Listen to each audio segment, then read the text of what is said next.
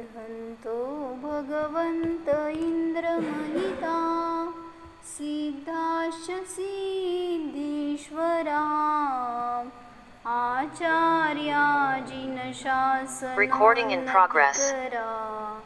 पूज्योपाध्यायकाम् श्री सिद्धान्त सुपाठका मुनिवरा रत्नत्रयाराधकां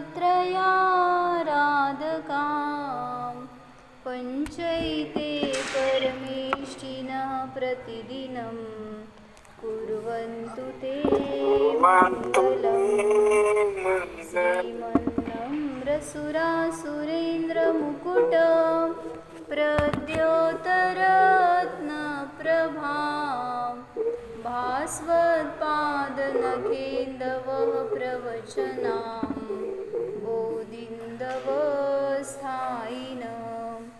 ये सर्वे जिनसिद्धसूर्यनुगतास्ते पाठका साधव स्तुत्या योगिजनैश्च पञ्चगुरवः कुर्वन्तु ते मङ्गलम् सम्यक् दर्शनबोधवृत्तममलं रत्नत्रयं पावनं मुक्तिश्रीनगराधिनाथजिनपत्युक्तोपवर्गप्रदं धर्मसूक्तिसुधा च चैत्यमखिलं चैत्यालयं श्रयालयं प्रोक्तं च त्रिविधं चतुर्विधममि कुर्वन्तु ते मङ्गलम्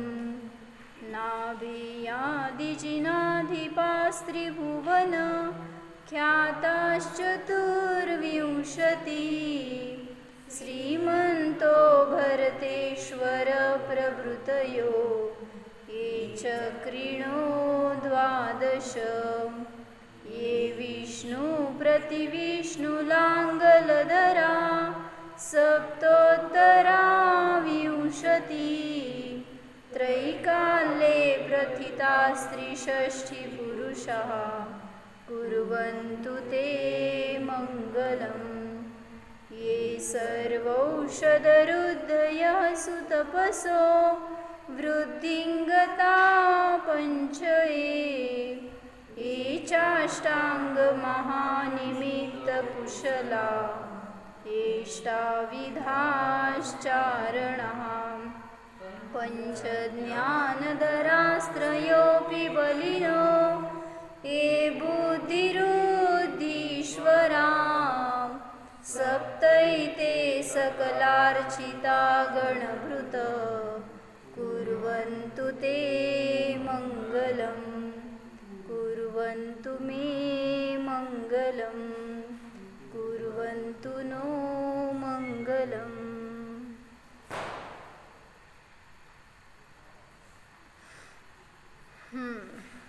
काय चाललं होतं? जे 64 रुद्धींचे धारी असे मुनिराज आहेत, भावलिंगी संत आहेत, तर ते माझं कल्याण करोत, माझं मंगल करोत, या भावनेने आपण त्यांचं स्मरण करतोय, त्यांना नमस्कार करतोय. तर त्याच्यामध्ये बुद्धिवृद्धीचं वर्णन करतायत. त्यात पहिल्यांदा आपण केवल ज्ञानवृद्धी बघितली होती. त्यातलं जरासं मला ह्याच्यात चांगलं वाचायला मिळालं, ते वाचते जरासं. देवपूजा प्रवचन आहे ना, त्याच्यामध्ये त्यांनी सगळ्या पहिल्यापासून वर्णन केलं आहे ना. तर ते एक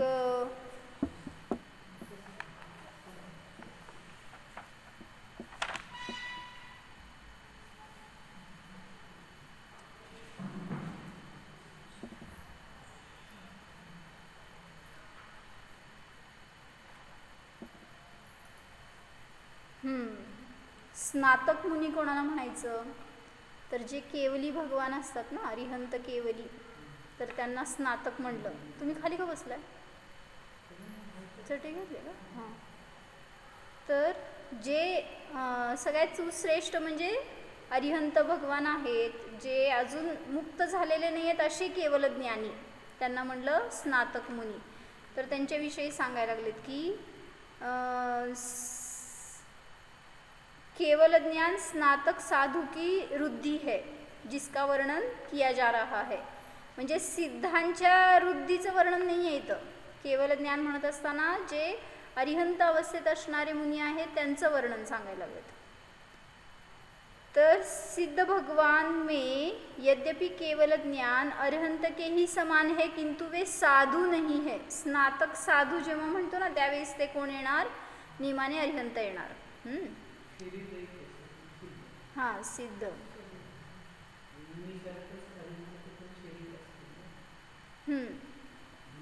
परमवधारित झालं ना ते. नाही, पण त्यांना रुद्धी नसते असं म्हणणार आहेत का? पण सिद्धांना का केवल ज्ञान आहे म्हटल्यावर केवल ज्ञान ही रुद्धी नाही का? म्हणजे आता त्यांनी इथं वर्णन करायला लागलेत की जे परमर्षी स्वस्ती मंगल पाठ आहे ना त्याच्यामध्ये त्यांनी जे 64 रुद्धींचं वर्णन घेतलंय तर ते स्पेशली अरिहंतांच्या अपेक्षेने केलेलं आहे. त्यामुळे त्यांनी याचं वर्णन करायला. आता ते बघावं लागेल की सिद्धांना ती रुद्धी म्हणायचं का नाही म्हणायचं, बघून सांगते पाहिजे तर, किंवा कोणाला माहिती असेल तर सांगा. अरिहंत स्नातक केवल ज्ञानी वे है जिनके समोशरण की भी रचना होती है. आता त्यांनी थोडंसं वर्णन केले ते समोशरणाचं, माहिती आहे आपल्याला पण तरी चांगलं वाटतं म्हणून वाचते. समोशरण की रचना म्हणजे आता त्यांना रुद्धी जी प्रगट झाली आहे त्याची विशेषता म्हणून काय काय प्राप्त झालंय त्यांना हे सांगायला लागले. समोशरण की रचना ग्राम या नगर से बाहर होती है. गावात कधी समोशरण येत नाही का हो? तुम्ही लोक घर सोडून जाणार नाही तिथं, म्हणून तुम्ही सगळे घरातच बसणार, टी व्ही सगळं बघितल्या सगळं घरात बसून बघायला. मग जाऊन त्यासाठी जर असं पुरुषार्थ करावा कोणीतरी, म्हणून मंदिर आपलं बाहेर आहे माहिती आहे का गावाच्या. जेणेकरून जर असं मंदिरापासून काय संसारापासून अलिप्त झालो ह्याची भावभासना व्हावी आणि अरिहंतांच्या समोशरणात आलो आहे असं वाटावं म्हणून जर असं गावापासून, गोंधळापासून, गलबलीपासून दूर असतं समोशरण. तर समोशरणाची रचना ग्राम नगरों से बाहर होती है. मग ते समोशरण म्हटलं ना जमिनीपासून किती अदर असतं? 5000 धनुष्य. म्हणजे जमिनीपासून आता जिथे तुम्ही उभारलाय तिथून सांगितलं 5000 धनुष्य वर असतं. आणि मग त्याच्या खाली सांगितलं त्यामुळंच की पर्वत असतील किंवा काय तुमचं वन असतील, झाडं असतील, काही असतील, नीचे पहाड़ वृक्ष आदि भी हो तो ऊपर की समोशरण रचना से उनमें कोई तरह की बाधा या विकार नहीं होता, क्योंकि देवलोक अपनी रुद्धि से ऐसी रचना जिसे कि तत्क्षण कर देते हैं और जो अपूर्व होती है अशी ती समोशरणाची रचना असते. त्यामुळं ते शेवटी वैग्रिक आहे ना शरीर, देवांचं शरीर वैक्रिक शरीर आहे आणि त्याच्याद्वारे जी काही बनवली ती सगळी विक्रियाच आहे समोशरणाची रचना म्हणत असताना पण. त्यामुळं त्याच्या निमित्तात कोणाचा घात होत नाही. देवलोक सुद्धा चालायला लागलेत तर, देव म्हणजे देवगतीतले देव, ते चालायले तरी सुद्धा तिथं जर जीव असतील तरी त्या जीवांचा घात होत नाही. मग तसंच म्हटलं त्यांनी जी काही रचना बनवली त्याच्या निमित्तामध्ये कुठल्याही औदारिक शरीरी जीवांचा घात होत नाही. जो अपूर्व होती है. आणि कशी असती ती समोशरणाची रचना? तर विक्रिया आहे म्हणून सांगितलं ना. मग ती विक्रिया त्यांनी बनवली कशी? तर सांगितलं जिथं समोशरण येणार आहे किंवा बनणार आहे तिथल्याच पुद्गल वर्गणांना ग्रहण करून तिथंच रचना केली. ते सांगितलं त्यांनी. वही के स्थित पुद्गल स्कंदों से समोशरण की रचना करते है. असं नाही आहे की देवलोकातून आणून काहीतरी तिथं ओतलं आहे आणि बनवलं आहे असं नाही आहे. विक्रियाच आहे ती. त्यामुळं सांगितलं तिथल्या तिथं जे काय असणार आहेत ना पुद्गल स्कंद तर त्याच्याद्वारे रचना केली जाते. आणि पुन्हा मग विघटन झालं की तिथंच नष्ट होतात ते पुद्गल स्कंद. नष्ट म्हणजे विखरून जातात. मग त्याच ठिकाणी राहणार जिथं आहेत तिथंच. त्यामुळं समोशरण घेऊन फिरत नाहीत भगवान जे काय जेव्हा विहार करतात त्यावेळेस.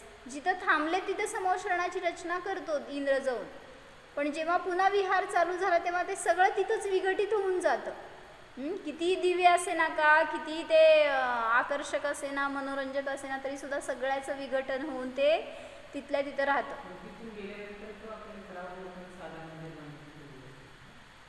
नॉट नेसेसरीली, कधी कोण बांधेल कधी नाही असं. तेच ना, इथं पण दहीगावला पण आलंच होतं की समोषण, पण सगळीकडेच झालं असं नाही आहे, कोणी केलं कोणी नाही. हां, असं कोणी विशेषतः म्हणून बांधतं, पण असं सगळीकडेच झालेलं असं कधी ऐकण्यात नाही आहे. कारण आता 24 तीर्थंकरांची समोषणं कुठं कुठं फिरली, सगळीकडं कुठं मंदिर आहेत अशी. कारण आदिनाथ भगवंतांचं तर 1000 वर्षापर्यंत अरिहंत दशा होती,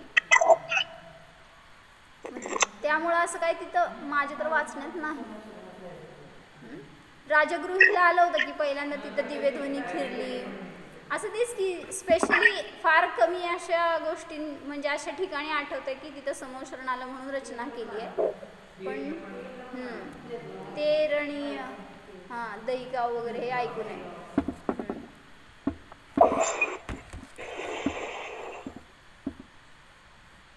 तर हां काय वाचत होते, वहीं के पुद्गल स्कंदों से समोषण की रचना करते हैं और उसमें अनेक विशेषताएं होती है. वह सब देव के द्वारा अपनी रुद्धि के बल से और भगवान के पुण्य को निमित्त पाकर निर्मित होती है. काय सांगितलं, तुमच्या बाजूला का नाही समोषण रचना केली हो देवांनी येऊन, तुम्ही पण धार्मिक आहेत, फार चांगल्या परिणामाचे आहेत, मग तुमच्या बाजूला पण काहीतरी अशी जरा असं विशेषता दाखवायची ना, धर्माचं एक सभा बसवली आहे असं तर कुठं केलं इंद्रांनी येऊन. तर त्यासाठी विशिष्ट पुण्य प्रकृती आणि ती तीर्थंकर नामकर्माचा उदय लागतो. समोषण त्यांचंच असतं जे तीर्थंकर नामकर्माने सहित असतात. जे सामान्य केवली असतात त्यांचं काय म्हटलं जातं, त्यांची पण अशी रचना असते की जिथं दिवेध्वनी फिरणार आहे तिथं गंधकुटी म्हटलं जातं, आणि ती त्यांची वाणी म्हटलं जातं. दिवेध्वनी तीर्थंकरांचीच म्हणली जाते. तर सांगितलं भगवंतांच्या पुण्याचं निमित्त आहे आणि त्या देवाच्या स्वतःच्या रुद्धीचं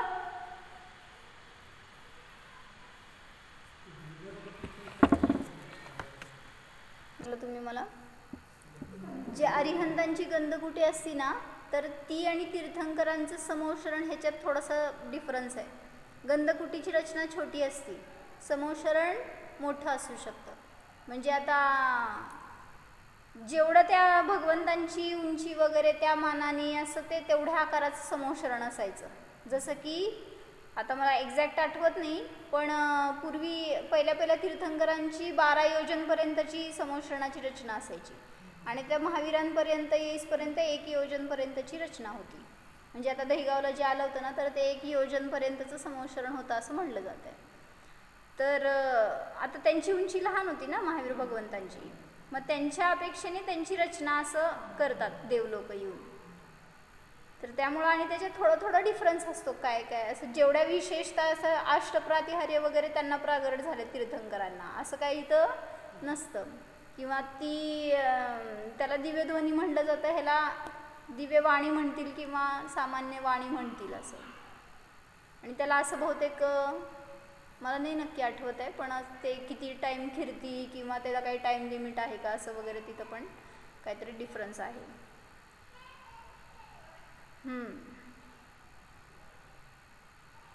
सगळ्याच अरिहंतांची कीर्ती असं नाही, पण सगळ्याच तीर्थंकरांची खिरायलाच पाहिजे दिव्यध्वनी असं एक कंपल्शन असतं. म्हणजे एक नियोग आहे तो की जेवढे काही तीर्थंकर होऊन गेले त्या सगळ्यांची दिव्यध्वनी खिरणारच, त्याच्याशिवाय मोक्षाला जाणार नाहीत.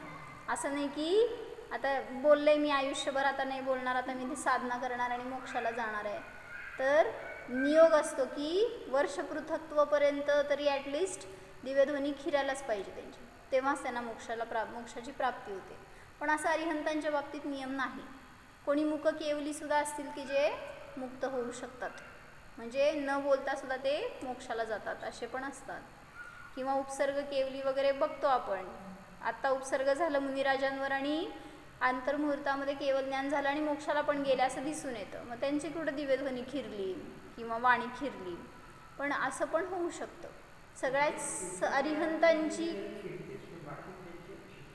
असं कंपल्शन नाही आहे बाकीच्यांना. जे सामान्य अरिहंत असतात ना, आता ते पण सांगितलं ना, समोषणाची रचना झाली आहे तिथं मेन तीर्थंकर बसलेत मध्यभागी सिंहासनावर आणि त्याच ठिकाणी अनेक अरिहंत सुद्धा असतात त्या समोशरणामध्ये. तिथंच दीक्षा घेतलेले असतील, कदाचित मुनी झाले, तिथंच 4 ज्ञान प्रगटले आणि शेवटी मग त्याचा पण अभाव करून 4 कर्माचा अभाव करून तिथंच अरिहंत सुद्धा झाले असे पण अनेक मुनी आहेत. म्हणजे आता सुद्धा सिमंदर भगवंतांचं समोशरण आहे ना विद्या क्षेत्रामध्ये, तिथं सुद्धा सांगितलं अनेक अरिहंत आहेत. म्हणजे म्हटलं ना अरिहंतांची संख्या प्रतिसमयाला फिक्स आहे, तेवढी असतेच.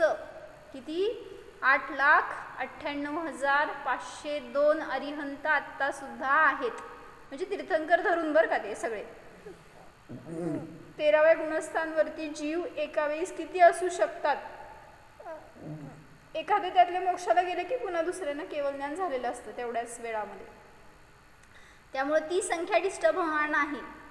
म्हणून तीर्थंकर किती असतील मॅक्झिमम म्हणलं ना, 24 तीर्थंकर किंवा 170 तीर्थंकर एका वेळी असू शकतात मॅक्झिमम. पण जे लॉकड तिला विचारलं नाही होय, मला कुठलं माहिती, मी विचारा म्हणून सांगितलं. मला नाही कोड माहिती, मी बोलले ना तुम्हाला जातानाच कोड विचारा म्हणून. नाही चालू होत असं.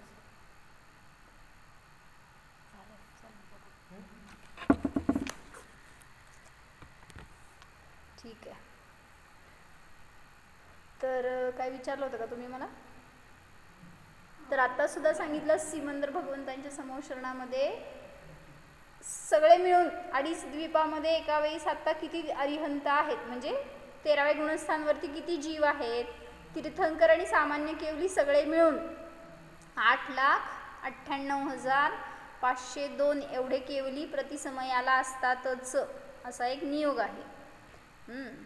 तर सांगितलं की त्यामुळं तिथं समोशरणामध्ये सगळ्या टाईपचे जीव आहेत. अरिहंत आहेत, सामान्य मुनी आहेत, गणधर आहेत, श्रावक श्राविका, तिर्यंच, असंयमी, मिथ्यादृष्टी, सम्यक दृष्टी, देशव्रती, सकलव्रती, सगळ्या प्रकारचे जीव आहेत. आणि त्या सगळ्या जीवांना भगवंतांचा उपदेश समान आहे. असं काही नाही की अरिहंतांना पण उपदेश आहे का? तीर्थंकरांचा उपदेश कोणाला? अरिहंतांना नाही आहे. अरिहंत तर पूर्ण ज्ञानी झाले, त्यांना आता तिथं ज्ञान मिळवण्याची वगैरे आवश्यकता नाही. ज्यांनी कोणी क्षयक्षम ज्ञानी आहेत त्यांच्यासाठी उपदेश आहेत ना, तेच सांगितलं. सिमंदर भगवंतांच्या समोशरणात आत्ता तीर्थंकर असे त्या सिंहासनापासून उंच आहेत, अद्दर विराजमान. अद्दरच असतात की, फक्त त्यांच्यापेक्षा खाली असतात. तीर्थंकर केवली जरासं उंचीवर असतात, आता त्याचं डायमेन्शन्स पण आहेत, मला नाही माहिती नक्की. तर ते सिंहासनापासून अद्दरवर आहेत आणि तिथंच सामान्य केवली सुद्धा आहेत, पण फक्त त्यांची लेवल थोडी खाली असते, असं काहीतरी आहे बहुतेक. तर तिथं ते सगळे विराजमान आहेत का त्याच लेवलला आहे ते बघून घ्या. असं काय, फक्त मला एवढं माहिती आहे की सिमंदर भगवंतांच्या बरोबर आत्ता सुद्धा अनेक अरिहंत तिथं त्याच समोशरणामध्ये विराजमान आहेत. म्हणजे तुम्ही जर गेलात ना समोशरणात तर सगळ्यांचं एकदम दर्शन करून या. कोणाकोणाचं? तीर्थंकर, अरिहंत, मुनी, सगळे कोण असतील त्या सगळ्यांचं काय आरिका, शुल्लिका, शुल्लक, सगळ्यांचं. तर एका वेळेस तिथं दर्शन, म्हणजे इतकं पण आहे सगळं बघण्यासारखं. हे म्हणायचं तुम्ही बघत बसलाय कुठं नाट्यशाला बघ, कुठं विहिरी बघ, ते काहीतरी बनवलेलं असतं नवीन, दिव्य अशी रचना केलेली त्या देवलोकांनी, आकर्षक असं, त्याच्यात अडकलेत बघायला. पुढं जाऊन जर त्या 8व्या भूमीमध्ये प्रवेश केला तर तिथं सांगितलं हे सगळं मिळणार आहे, बघायला, ऐकायला, सांगायला, सगळं मिळणार आहे. विचारायला वगैरे प्रश्नोत्तर. जो जीव त्या बाहेरच्या सामग्रींमध्ये अडकला तर तो भगवंतांपर्यंत पोचू शकत नाही. वह सब देव के द्वारा अपनी रुद्धि के बल से आणि भगवंतांच्या पुण्याच्या निमित्तामध्ये रचलं गेलेलं आहे. केवल ज्ञान रुद्धि की बड़ी विशेषता है, उससे चराचर पदार्थ निर्विकारी भाव से अनुभव में आते हैं. एवढं वाक्य मला फार आवडलं. काय समजलं? परत एकदा वाचते. केवल ज्ञान रुद्धीमध्ये चराचर पदार्थ निर्विकारी भाव से अनुभव में आते हैं. खुलासा करा.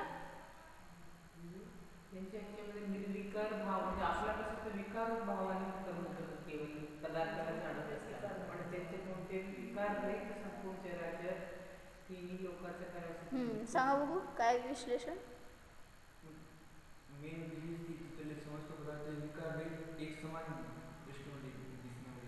म्हणजे आपल्या ज्ञानाशी कंपेअर करून बघा तर समजतं बरं का. मी बसलोय ध्यानाला किंवा समजा पूजा करतोय किंवा काय तुम्ही स्वाध्याय करताय आणि तुमच्या समोर एक व्यक्ती आला. मी परवाच घटवलं होतं, कोणी जरी असेल अनएक्सपेक्टेड कोणीतरी समोर आलंय आणि मग त्यावेळेस त्यांच्याशी काहीतरी परिणाम आहेत तुमचे, इष्ट म्हणा अनिष्ट म्हणा, राग म्हणा द्वेष म्हणा, त्या परिणामांशी अटॅच्ड आहेत किंवा तुम्हाला केलेली त्यांनी खूप मोठी हानी केली होती असा तो जीव तुमच्या समोर आलाय. तुमच्यामध्ये काय उत्पन्न झालंय? विकार आहे का? निर्विकार आहात. म्हणजे किती स्टॅबिलिटी असते बघा ना त्या ज्ञानामध्ये. केवळ ज्ञानामध्ये सगळं युगपत झळकायला लागलंय. म्हटलं ना पार्श्वनाथ भगवान जेव्हा केवळ ज्ञान झालं मग त्यांना तर पूर्वीच माहिती होतं सोडा, पण बाकीचे अनेक असे जीव आहेत की ज्यांना आता समजा त्या तिर्यंच्यांनी उपसर्ग केला किंवा काहीतरी त्या पांडवांवर उपसर्ग केला. मग केवळ ज्ञान झाल्यावर ते सगळे ज्ञानात झळकायला लागले, ते सगळं दृश्य झळकायला लागलंय जे काही उपसर्गामध्ये त्यांना भोगावं लागलं होतं. ध्यान करताना त्यांचं लक्ष नव्हतं तिकडं किंवा ते उपयोग देत नव्हते, पण जेव्हा केवळ ज्ञान प्राप्त झालं त्यावेळेस इत्थंभूत सगळा इतिहास दिसायला लागला ज्ञानामध्ये. कोणी तुमच्याशी कपट केलं होतं किंवा तुम्हाला काहीतरी फसवलेलं, कशात तरी अडकवलेलं, काहीतरी लपवलेलं, सगळं स्पष्ट दिसायला. पण ज्ञानात जरा तरी विकार, चंचलता, स्थिरता, शांती काहीच नाही. किती ज्ञान बघा ना, शक्ती त्या ज्ञानाची कशी आहे. मग अशी शक्ती आपल्यात पण आहे, करू शकतो आपण पण. तेवढं स्टेबल बनवा स्वतःला तर संसार सुद्धा सहज होईल. पण आपण काहीतरी थोडंसं झालं तरी सुद्धा लगेच डिस्टर्ब झालेलो असतो. म्हणून सांगितलं काय इथं की परत एकदा वाक्य वाचते, केवल ज्ञान वृद्धि की बड़ी विशेषता है, उससे चराचर पदार्थ निर्विकारी भाव से अनुभव में आते हैं. आता हे एक जाऊ दे, तुमचं रिलेशन मधलंच घेतलंय. पाची इंद्रियांचे विषय बघा. ते एका पंडितांनी असं घटवलं होतं की जेव्हा तुम्ही कुठल्या तरी रस्त्यावरून चाललाय आणि तिथं दुर्गंध यायला लागली आहे काय, तर तुम्ही काय करता? लगेच नाक बंद करून घेता आणि तेवढ्या ठिकाणाहून लगेच फास्ट जाता. मग केवळ ज्ञान झाल्यावर सांगितलं सुगंध आणि दुर्गंध ॲट अ टाइम जाणण्याचं कार्य चालू झालंय. मग नाक कसं बंद करायचं आता? आणि करतात का ते? मग काय काय बंद करणार? डोळ्यांनी न दिसण्यायोग्य, न पाहण्यायोग्य सगळ्या गोष्टी दिसायला लागल्यात. सगळीकडची सगळी पाप युगपत झळकायला लागली आहेत ज्ञानामध्ये. मग आता ते म्हणलं ना, रस्त्यावरनं जाताना समजा आभक्षाचं दुकान असेल तर तिथं आमच्या घरातले एक रूट आहे हो जायला फॅक्टरीला जाण्यासाठी, आणि त्या रूटमध्ये बरोबर ती सगळी दुकानं आहेत म्हटल्यावर आमचे काय करतात, रस्ता बदलून दुसरीकडनं जातात. ते मुद्दाम त्या रस्त्यावरनं जायला नको, ते बघायला नको, तर ते मग टाळलं का नाही? मग आता केवळ ज्ञान झाल्यावर काय करणार हो? नुसतं ते दृश्य बघायला नको किंवा काय ते तसं अडकवलेलं वगैरे बघायला नको म्हणून रस्ता बदलून दृष्टी नजरेला पडू नये अशा ठिकाणाहून जायचं. पण जेव्हा केवळ ज्ञान झालं त्यावेळेस त्या पशूंचे सगळ्या हत्या, त्यांचं सगळं ते काढणं करणं सगळं स्पष्ट दिसायला ज्ञानामध्ये. आता काय काय झाकायचं? डोळे झाकायचे, गाडी झाकायची, रस्ता बदलायचा, काहीच नाही. बसल्या ठिकाणी सगळे विषय ज्ञानात असे झळकायला लागलेत. म्हणजे मग ते कर्कश ध्वनी असे ना, सगळे सातीही स्वर एकावेळी ज्ञानात येऊ लागलेत. नको असलेले सुद्धा आणि आपल्याला नको आणि पाहिजे हे भाव आपले, त्यांच्या ठिकाणी तर सगळं ज्ञेय. रसनेंद्रियाचे पाचही रस, कडू गोड आंबट तिखट खारट तुरट काय असतील सगळे रस युगपत ज्ञान चालू झाले त्याचं. मग इथं असताना हो की, पण ज्ञानामध्ये चाललंय का नाही? सगळ्याचं ज्ञान चालू आहे ना त्यांना. आता पाच इंद्रियांच्या विषयाचं युगपत सगळं ज्ञान चालू आहे. घेत नाही आहेत स्वाद ते त्याचा किंवा भोगत नाही आहेत ती गोष्ट वेगळी. मग त्याच्यासाठी त्यांनी असं कसं घटवलं होतं की तुम्ही आत्ता इथं आहात क्षम ज्ञानामध्ये, संसारी दशेमध्ये. इथं तुम्ही काय केलं? नाटक केलं. समजा मला कडू नकोच वाटतंय, मला ते तिखट नको वाटतंय खायला, मी नाही खाणार. म्हणजे इथं जे काय तुम्ही नको म्हणला, सोडला, तोडला किंवा दूर केलं, तिथं सगळं खावं लागणार, म्हणजे ज्ञान करावं लागणार सगळ्याचं. होणार आहे ते. आणि नको म्हटलं तरी सुद्धा केवल ज्ञानामध्ये एक्सक्यूज नाही. सगळ्यांना ते सगळ्या इंद्रियांचं सगळं ज्ञान युगपत असतं तरी सुद्धा निर्विकारता असते. म्हणजे ते तेवढं वाक्य पुन्हा चिंतनात घ्या, तुम्हाला तर अजून चांगला अनुभव येईल की आपण किती विकारी होतो. कुठलाही विषय जाणायचा असेल तर त्याच्या मागं आपले विकार प्रथम असतात आणि त्यामुळंच तिथं मग पुन्हा पुन्हा आश्रव आणि बंध सुरू राहतात. केवल ज्ञानी की आत्मा पूर्ण स्वभावोन्मुख होती है. उनके औदारिक शरीर में कई अद्भुत बातें होती है. उसमें भूख, प्यास और रोग, शोक, उत्सर्ग आदि की बाधा नहीं होती. दर्शनार्थी को हर दिशा से उनका दर्शन होता है, यानी उनका मुख एक होकर भी चारों ओर से दिखता है. का बरं? का बरं? अतिशय प्रगट झालं ना त्यांना, ते एक अतिशय म्हणलं जातं. जन्मकृत अतिशय, केवल ज्ञानकृत अतिशय आणि देवकृत अतिशय असतात, एकूण 34. त्यामध्ये एक अतिशय असा आहे की चतुर्मुखी असतात भगवान. असं नाही आहे की तुमच्या समोर बसले, तुम्हाला चेहरा दिसेल, मागचे सगळेजण असं वाकून वाकून बघाले, असं समोशरणामध्ये नसतं. कुठल्याही साईडला बसा, कारण गोल आहे ना समोशरण, त्यामुळं कुठेही बसलं तरी सुद्धा प्रत्येकाला मुखच दिसणार. त्याच्या निमित्तात आकुलता नको, एवढी पण देवांनी तयारी केली की कुठेही बसणाऱ्यांना आकुलता नको. निराकुलतेने जर ऐकायला बसले तर ग्रहण होईल, त्यांना काहीतरी आनंद येईल ते ऐकलेल्याच. आकुलतेत बसले तर काय तर सांगतेत ऐकायलाच येत नाही वगैरे, असं पण नाही. तर सांगितलं ती दिव्यध्वनी त्या समोशरणाच्या शेवटच्या टोकापर्यंत आवाजाला जाईल, किंवा त्याचं पण लिमिट सांगितलं त्यांनी पुढं की कितीतरी योजनापर्यंत, 9 योजनपर्यंत जाऊ शकते ती ध्वनी, असं. म्हणजे आणि सगळ्यांच्या कानामध्ये समान, पुढं बसलेल्याला जास्त ऐकू येणार, मागं बसलेल्याला कमी येणार, असली काय भानगडच नाही. त्यामुळं सगळीकडे स्पीकर वगैरे व्यवस्थित लावलेले असतात समोशरणात. तर अशी काय रचना नसते. ती दिव्यध्वनीच अशी असते की जी सगळ्याला कुठे LED वगैरे काही नसतं, स्पष्ट चेहरा दिसावा अशाच ठिकाणी भगवंतांना बसवलेलं असतं, म्हणून सगळ्यांपेक्षा वर आदर मध्यभागी. बघून या एकदा जाऊन, म्हणजे सगळं समजेल आपल्याला.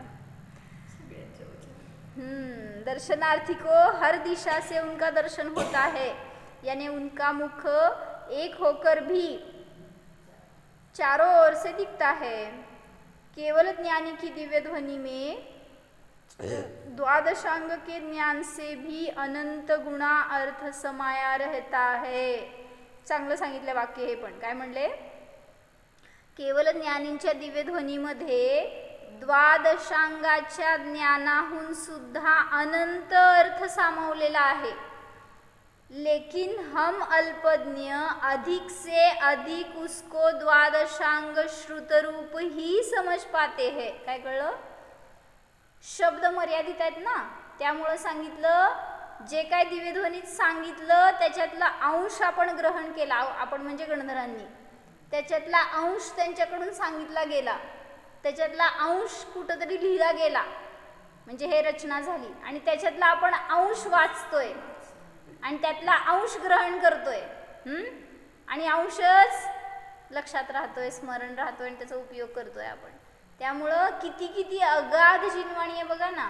हे सांगायचं त्यांना त्या वाक्यातून की दिव्यध्वनीमध्ये द्वादशांगाच्या ज्ञानाहून सुद्धा अनंत अर्थ भरलेत त्याच्यात. अर्थ म्हणजे पदार्थ म्हणा किंवा वस्तू म्हणा, असे अनंत अर्थ समाया रहता है. लेकिन अल्पज्ञ अधिक से अधिक द्वादशांग श्रुतरूप ही समज पाते है. तुमची बुद्धीच तेवढी नाही आहे की द्वादशांगाच्या पुढं जाऊन अजून काहीतरी तुम्ही ग्रहण कराल. कारण 12व्या गुणस्थानापर्यंतच्या जीवांना सुद्धा मॅक्झिमम क्षयक्षम ज्ञान असेल तर किती? द्वादशांगाचं श्रुतज्ञान इतकंच, त्याच्यापेक्षा आधी नाही. म्हणून नाहीतर मग तेच पण सगळं कळायला लागल्यावर तुमच्यात आणि केवल ज्ञानात काय फरक राहणार?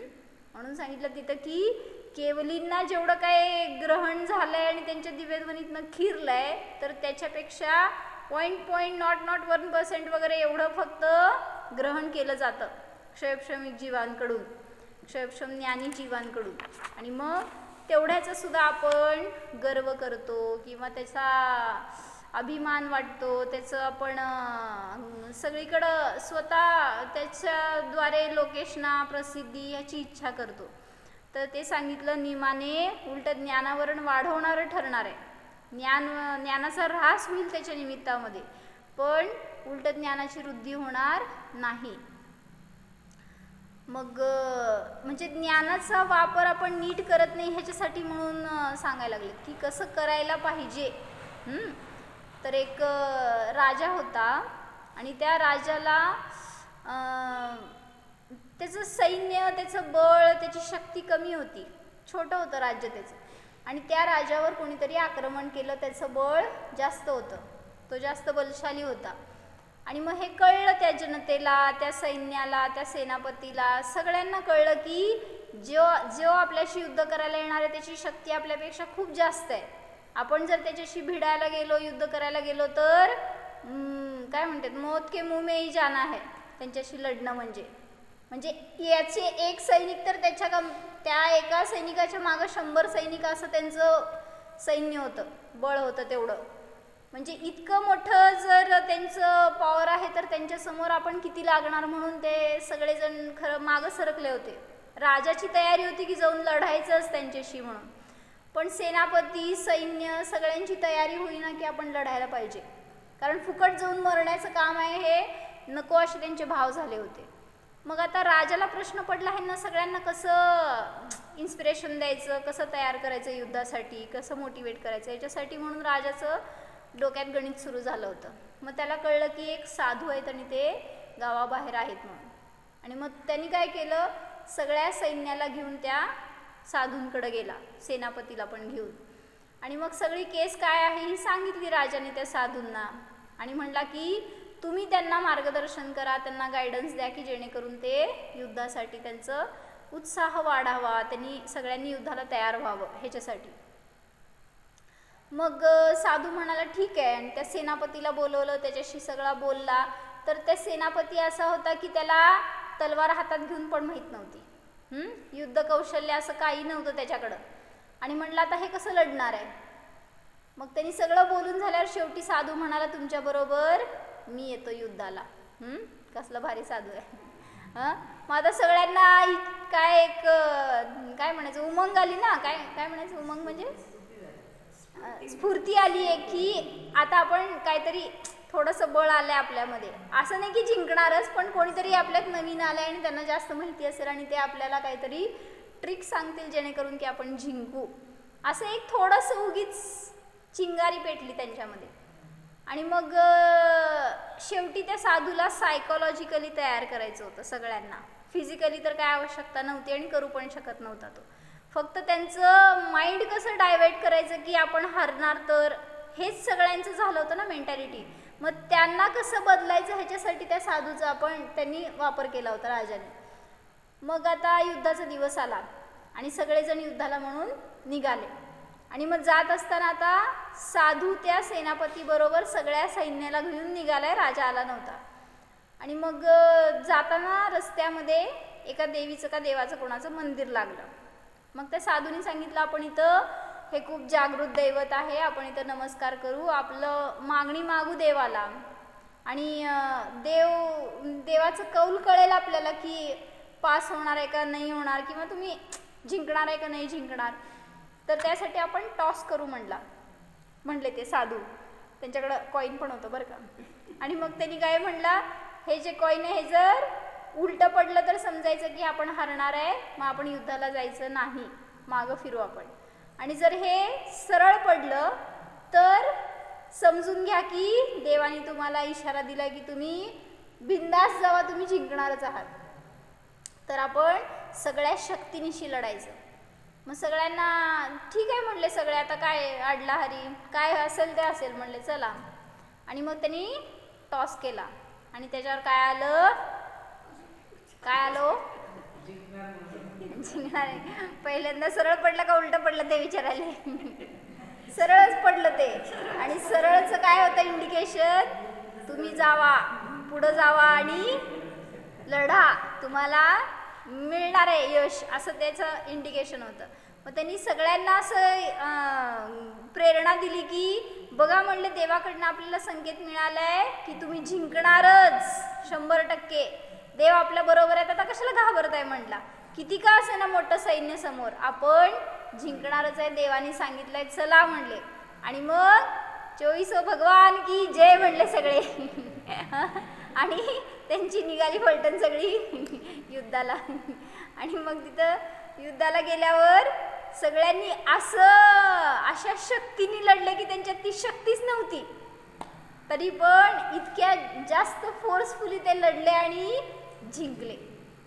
आणि जिंकल्यावर मग रिटर्न येत होते. मग रिटर्न येत असताना काय झालं सगळ्यांना माहिती आहे, आता कशाला पुढचं ऐकायचं. मग परत ते मंदिर लागलं. मग आता काय साधू म्हणले नव्हते, पण सेनापती म्हणले या देवामुळंच आपण जिंकलोय. म्हणले चला देवाला सांगू आपण जिंकलोय आणि तिथं काहीतरी चढवू, नमस्कार करू सगळेजण असं. मग त्यावेळेस ते साधूनी काय सांगितलं, देवानी कुठं काय केलंय, तुम्ही केलंय सगळ्यांनी आणि तुमच्यामुळं जिंकलंय. नाही म्हणले, देवानी कौल दिला नसता तर कुठं कळलं असतं म्हणले आपण जिंकणार आहे, आपल्यात ती शक्ती आहे, सगळंच शून्य झालं असतं म्हणले आपण. आम्ही तर हरलेलोच होतो आधीच, लढायच्या आधीच, पण म्हणले देवानी सांगितलं म्हणून आम्ही जिंकलोय. मग त्यावेळेस साधूनी काय केलं म्हणले, तुम्ही त्या देवाच्या कौलला मानून पुढं सरकलाय आणि म्हणलाय की देवानी तुम्हाला जिंकवलं, तर मी तुम्हाला ते टॉस करून दाखवतो म्हणला. आणि ते उडवलं आणि बघितलं तर दोन्ही साईडनी पण शीतच होतं. काय असतं ते चीत आणि पट म्हणतात ना, काय म्हणतात, एक साईडला कॉईन असतं, छापा आणि काटा असं काहीतरी म्हणतात, तर ते दोन्ही साईडला सेमच होतं. आणि ते त्याला माहीत होतं, म्हणजे असले पण साधूंकडे कॉईन असते आणि ते ठेवलेलं त्यांनी कुठं तर असे आपल्यासाठी भेटणारे असतात ना, मग त्यांना करून दाखवायला, म्हणजे शेवटी कुठली तरी एक ट्रिक वापरून तुम्हाला संकटातनं बाहेर काढायसाठी. आणि मग त्यावेळेस ते सगळ्यांना कळलं की असं कसं झालं. म्हणजे त्यांनी काय केलं होतं, ज्ञानाला फक्त दिशा दिली होती त्या साधूने, काहीही केलं नव्हतं, लढला नाही, लढायला सांगितलं नाही, शिकवलं नाही, काहीच नाही. फक्त जे ज्ञान निगेटिव्ह माइंडेड झालं होतं ना, किंवा काय म्हणायचं डिफेन्सिव्ह झालं होतं ना, त्याला फक्त त्यांनी प्रेरणा दिली आणि त्या ज्ञानाच्या डायरेक्शनमुळं ते जिंकले. मग ज्ञानात किती बल आहे हे मला सांगायचं होतं ह्याच्यावरून. आपण त्या ज्ञानाचा वापर नीट करत नाही, किंवा जसं जेवढं वापरायला पाहिजे तेवढं त्या ज्ञानाचा उपयोग करत नाही. आहे शक्ती आपल्यात, पण आपण किती करतो, पाठांतर, स्वाध्याय, ध्यान, भावनाबेन, किती भावना करतो. म्हणजे करायला पाहिजे तेवढं आपण करत नाही ना, म्हणून सांगितलं ज्ञान वाया चाललंय. म्हणतात ना ते काय, घटत्या उपयोगितेचा सिद्धांत असं काहीतरी म्हणतात. काय हो इंग्लिशमध्ये त्याला नाव काय म्हणायचं, एक सिद्धांत आहे ना असं, जी गोष्ट तुम्ही वापरत नाही ती गोष्ट घटत जाते. जसं म्हणतात ना ते जे इव्हॉल्युशन झालेत अनेक, तर माकडाचा माणूस झाला असं जे म्हणतात, ते म्हणले त्या शेपटीचा भाग वापरात नव्हता, ते नख बोट वगैरे खूप लांब लांब असायची, त्याचा वापर नव्हता म्हणून छोटी झाली, असं वगैरे त्यांनी ते त्याच्यावरनं सांगतात की जे जे अवयव नाही वापरण्यात आले तर ते ऱ्हास होत गेले.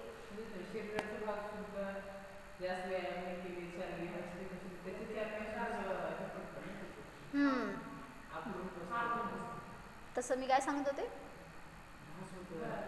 हा, बुद्धी आपल्याला इतकी आहे, पण त्याचा जर उपयोग नाही केला ना तर ती घटत जाते.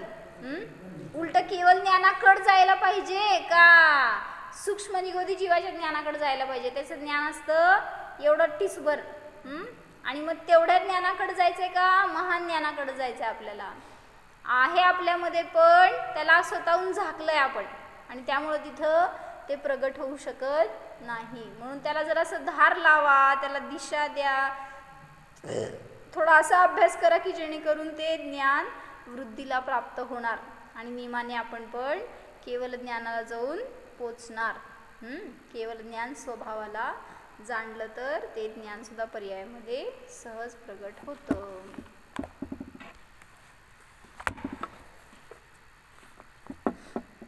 हो, जाणं अरिहंत स्वभावी निज जीव जाणा.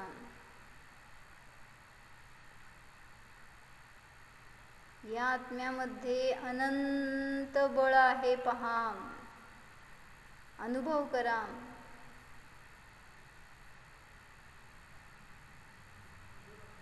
अनंत सामर्थ्याचा मी धनी आहे.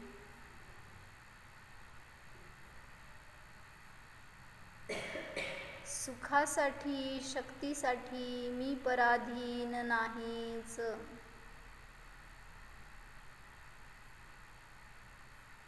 अनादि अनंत सुखाचा पिंड आहे, ज्ञानाचा घनपिंड आहे, अनंत गुणांचा सागर मी आहे जाणा.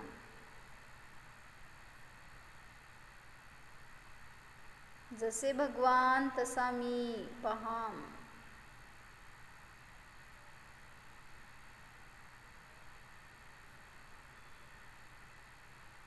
ज्ञानवान स्वरूपोऽहं भगवान स्वरूपोऽहं सिद्धोऽहम्.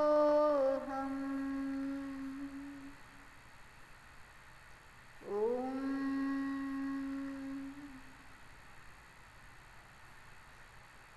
विसर्जन. नमो अरिहंताणं, नमो सिद्धाणं, नमो आयर्याणं, नमो वज्रायाणं, नमो लोये सौवसां.